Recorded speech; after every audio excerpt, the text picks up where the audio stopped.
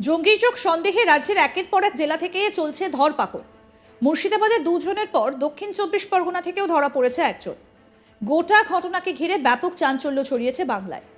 এক্ষেত্রে কোনো মহল থেকে বিএসএফ এর ভূমিকা নিয়ে প্রশ্ন উঠছে। কেন বিএসএফ জঙ্গি অনুপ্রবেশ রুখতে পারছে না সেই প্রশ্ন উঠছে। এই পরিস্থিতিতে এবার মুখ খুললেন রাজ্যের বিরোধী দলনেতা শুভেন্দু অধিকারী। মমতা বন্দ্যোপাধ্যায়ের সরকার বিএসএফকে জমি দিচ্ছে না বলে অভিযোগ করেন তিনি।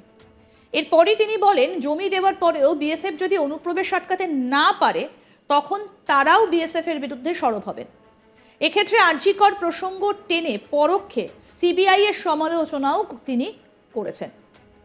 অর্থাৎ রাজ্যের বিরোধী দলনেতা তিনি একের পর এক আক্রমণ শানিয়ে যাচ্ছেন, কখনো রাজ্য সরকারকে, কখনো রাজ্যের মুখ্যমন্ত্রী মমতা বন্দ্যোপাধ্যায়কে। এবার জঙ্গি যোগ সন্দেহে রাজ্যের একের পর এক জেলা থেকে ধরপাকড় চলছে। মুর্শিদাবাদে দুজনের পর দক্ষিণ 24 পরগনা থেকেও ধরা পড়েছে একজন। আর এই গোটা ঘটনাকে ঘিরে ব্যাপক চাঞ্চল্য ছড়িয়েছে। এক্ষেত্রে কোনো মহল থেকে কোনো রকম বিএসএফ এর ভূমিকা নিয়েও কোনো মহল থেকে বিএসএফ এর ভূমিকা নিয়েও প্রশ্ন উঠছে।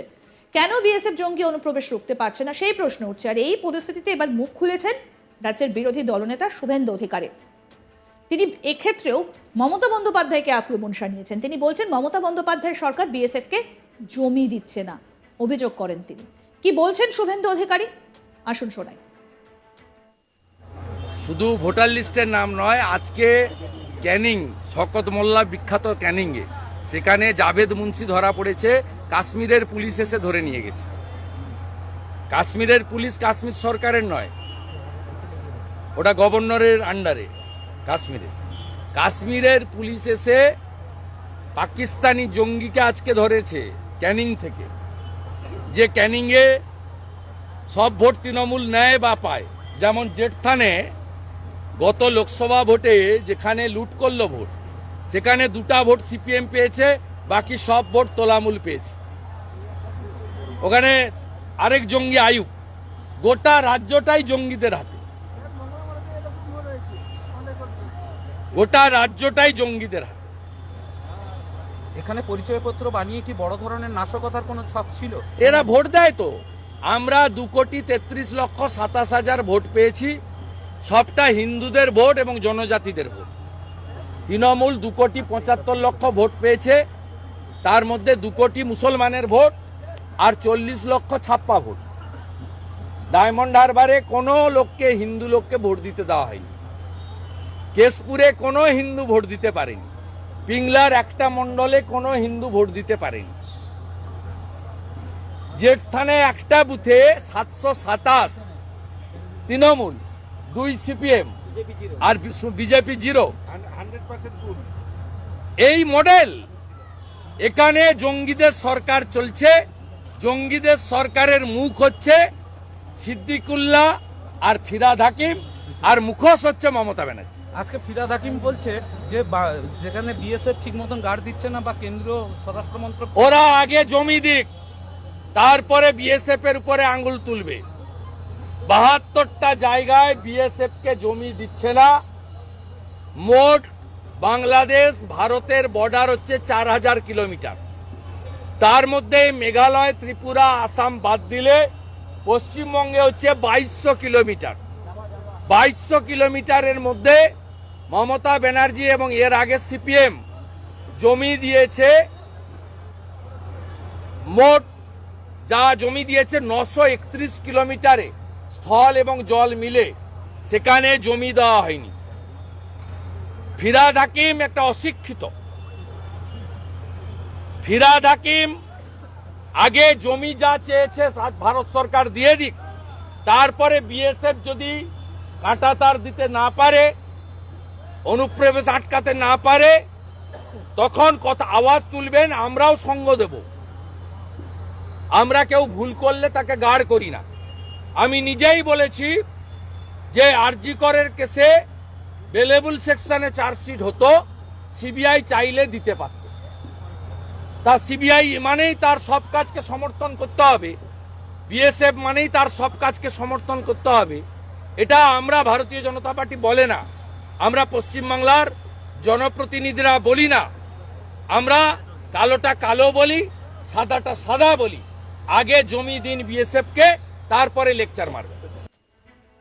উল্লেখ্য, মুর্শিদাবাদের পর দক্ষিণ চব্বিশ পরগনার ক্যানিং থেকে আরও একজনকে গ্রেফতার করা হয়েছে। জাভেদ মুন্সি নামে ধৃত ওই ব্যক্তি তাহরিক উল মুজাহিদিনের সঙ্গে যুক্ত বলে প্রাথমিকভাবে জানা গিয়েছে। আর এখানেই শেষ নয়, ওই ব্যক্তির সম্পর্কে উঠে আসছে একের পর এক চমকে দেওয়ার মতো তথ্য। তদন্তকারী সূত্রের খবর, এর আগেও সন্ত্রাসবাদী কার্যকলাপে যুক্ত থাকার অভিযোগ রয়েছে ধৃতের বিরুদ্ধে। 2011 সালে আহলে ই হাদিসের নেতা শওকত শাহের হত্যাকাণ্ডে জড়িত থাকা সহ বিভিন্ন সন্ত্রাসবাদী কাজকর্মে জড়িত থাকার অভিযোগে একাধিকবার জেল খেটেছে সে। জাভেদ মুন্সি একজন আইইডি বিশেষজ্ঞ বলেও জানতে পেরেছেন তদন্তকারীরা। সূত্রের খবর, শনিবার রাতে ক্যানিংয়ের হাসপাতাল মোড় এলাকায় একটা বাড়িতে হানা দিয়ে ওই ব্যক্তিকে গ্রেফতার করে পুলিশ। ধৃতের আত্মীয়ের বাড়ি থেকে গ্রেফতার করা হয় অভিযুক্তকে। জানা গিয়েছে কয়েকদিন আগেই ওই বাড়িতে এসেছে জাভেদ। তদন্তকারীরা মনে করছেন সেখান থেকে বাংলাদেশ পালিয়ে যাবার ছক ছিল তার। তবে ওই বাড়ির কেউই এই বিষয়ে বিশেষ মুখ খুলতে চাইছেন না। এই বিষয়ে বাড়ির এক সদস্য বলেন, যেদিন এসেছে সেই দিনই ওকে নিয়ে যাওয়া হয়। বাংলাদেশে যাওয়ার কোনো পরিকল্পনা ছিল না। পুলিশ কেন ধরেছে জানি না। আমাদের পুলিশ জিজ্ঞাসা করলেও কেন এসেছে আমরা জানালাম। ধৃত ব্যক্তির আত্মীয়া কি বলছেন, আসুন তার বক্তব্য শুনি। जिस दिन आया उसी दिन उसी दिन बोलते थे बांग्लादेश जाने का कोई इरादा था? नहीं क्या कोई बांग्लादेश नहीं, जाने का? नहीं। उसको बेटी को असल में ट्यूमर है सर को, हाँ।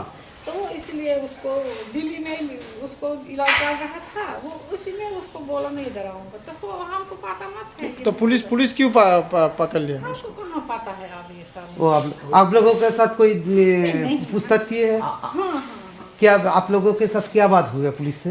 ये क्यों आया, हमें सुबह ने बोला ये आ गए ऐसे ही। फिर बोलो कहाँ रहते हो तुम लोग, हमने बोला इधर, तो हो गए बात खत्म। बोले बोलो ठीक है आओ। पुलिस जिसको लिए गया था वो लोग आपके बारे में आपके घर में आया था क्या? हाँ हाँ हाँ वो यही बोला। এক স্থানীয় ব্যক্তি জানাচ্ছেন যে ওই ব্যক্তিকে আগে কোনোদিন দেখেননি। পাশাপাশি এই ঘটনার পরে রীতিমতো আতঙ্কে ভুগছেন বলেও জানান তিনি। কি বলছেন স্থানীয় বাসিন্দা রুস্তম আলী শেখ, সেটাও শোনাই। আপনি দেখেছিলেন?